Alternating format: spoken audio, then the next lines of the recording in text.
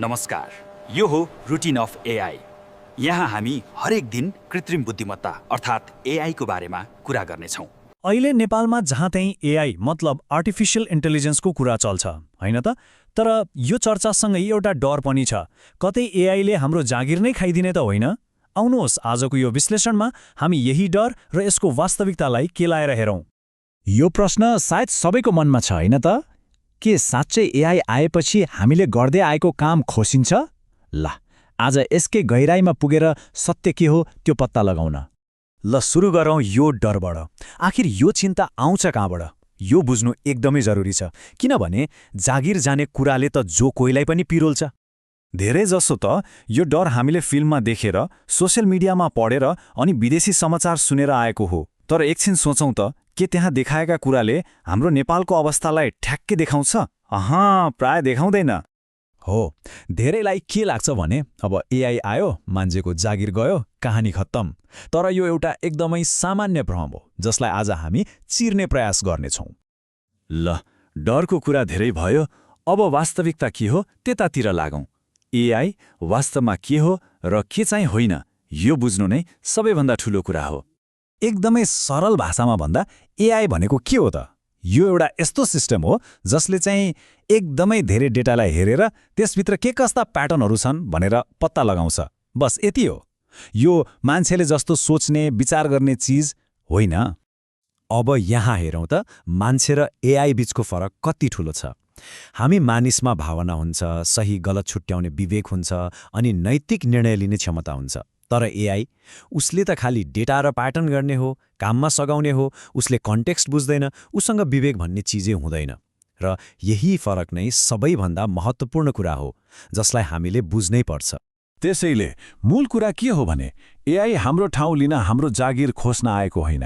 यो त केवल एउटा हेल्पर हो, हाम्रो कामलाई सजिलो बनाउन आएको एउटा औजार मात्रै हो। ल, अब हेरौँ न त, एआईले हाम्रो जब मार्केटलाई साँच्चै कसरी बदलिरहेको छ। यो जागिरको अन्त्य होइन है, बरु यो त नयाँ सिप सिक्ने र नयाँ अवसरहरू पाउने समयको सुरुवात हो।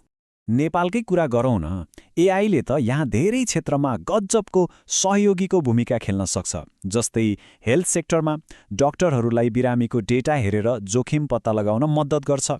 त्यस्तै एजुकेसनमा विद्यार्थीहरूलाई गाह्रो विषय बुझ्न सजिलो बनाइदिन्छ। अनि कृषिमा पनि खेतीपातीको कामलाई अझै प्रभावकारी बनाउन सकिन्छ।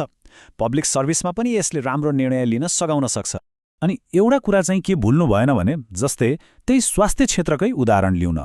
एआईले जति नै मद्दत गरे पनि अन्तिममा बिरामीको रोग के हो, उपचार के गर्ने भन्ने निर्णय त डाक्टरले नै लिने हो, किनभने मान्छेको विवेक र अनुभवको ठाउँ अरू केहीले लिन सक्दैन। हो, यसले जब मार्केटमा एउटा बदलाव त ल्याउँछ। केही यसो भनौँ न, घिसिपिटी एकै नासका कामहरू परिवर्तन होलान्, तर त्यसको बदलामा एआई सम्बन्धी नयाँ सिप चाहिने जागिरहरू खोल्छन्। अनि जसलाई एआई चलाउन आउँछ, उनीहरूको माग त वात्तै बढ्छ।